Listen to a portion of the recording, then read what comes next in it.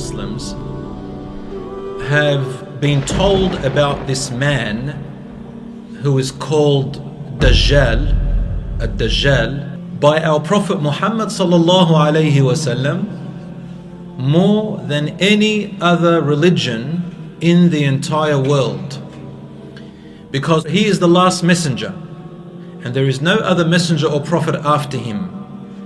And he spoke about him in so much detail because the time for him to arise and walk on earth and do what he is going to do is very close.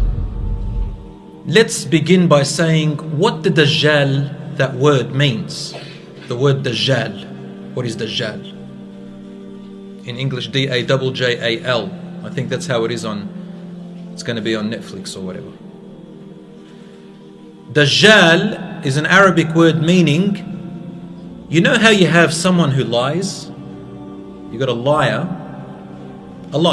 someone who says something that's not true, right? And it's something worse than just lying. It's when you mix truth with false and you say it and show it in a way that anyone who hears about it or looks at it, they believe it, and it's so hard to disprove it, to say it's not true, because it's mixed with truth and false.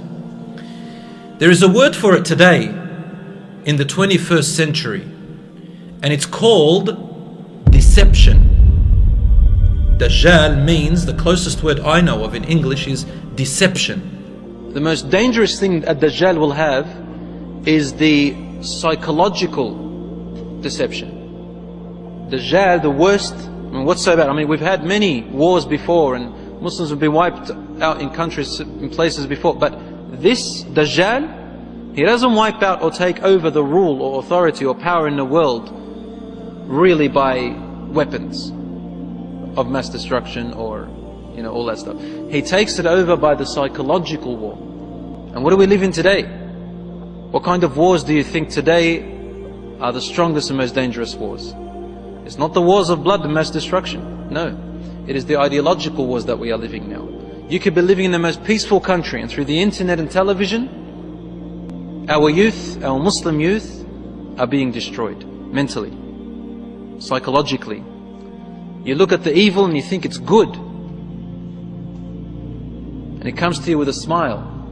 And our youth think it's okay, until religion is looked at as a restriction rather than a protection. We're not going to dwell too much on that, but what I do want to let you know is that the Dajjal will not come until there are prerequisites.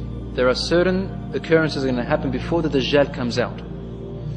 And this man, Dajjal, will come out at a time where the world is ready to accept him in his Dajjal, in his deception. He'll find followers. Dajjal, Rasul ﷺ called him Al-Masih Ad-Dajjal. Why? The word Al-Masih, the one wiped off, because referring to one of his eyes, it looks like it's wiped. The light has gone away from it, it's dark and he can't see with it. One eye he can't see. And it will look like it's flat, like a grape that has its liquid sucked out of it. Dajjal has one of his eyes obliterated, like as in wiped out. It is covered. On his forehead is written Kafir. Every believer can read it, whether he's literate or illiterate. The Prophet ﷺ described him, his hair will be curly. He will be young in age. He's not old, probably in his mid-30s. He's red-skinned, meaning he's more reddish in color when you look at him. He's not tall, he's short. But his body is very stocky, it's huge. Like when you look at him, you say, whoa, he is a huge man. And his face looks rough. And his forehead is wide.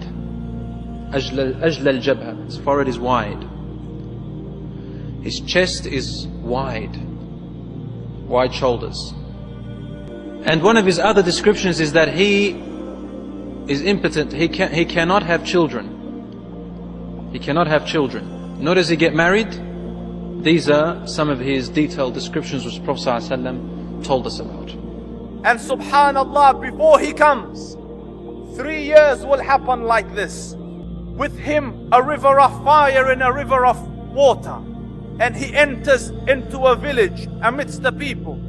And he says, do you believe in me? I am your Lord. And when they believe, he tells the sky rain, and rain comes. Tells the earth, produce your produce, and it will produce its produce. This man, Al-Masih al-Dajjal, will cause fitna to all people with everything that Allah has given him of powers. He will make rain come down as he wills wherever he wants it to come, and he'll deny it from the people he doesn't want to have rain. He can revive the land with crops and plantation, and he can cause another land to be dead and never have crops and plantation, so no food for its people.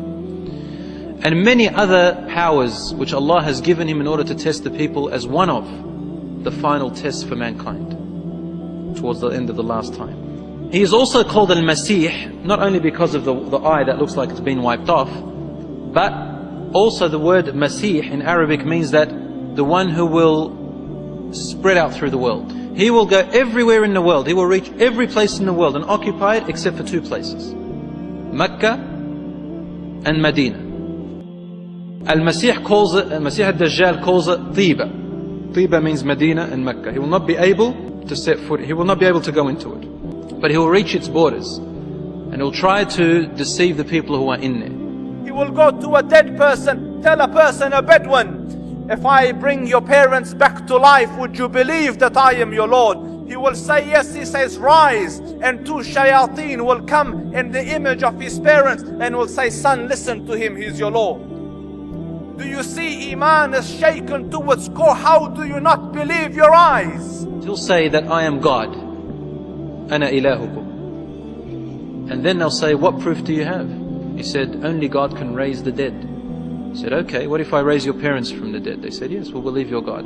So he will be able to get the jinns, the shayateen, to work for him, and they will speak to them. And so the people, non-Muslim people and the weak Muslims will follow him. He will tell the earth, spit out your treasures. The hadith says, like bees, gold and silver and diamonds will come out of the ground and follow him. The world will change, and the universe will crunch, and everything will be reversed.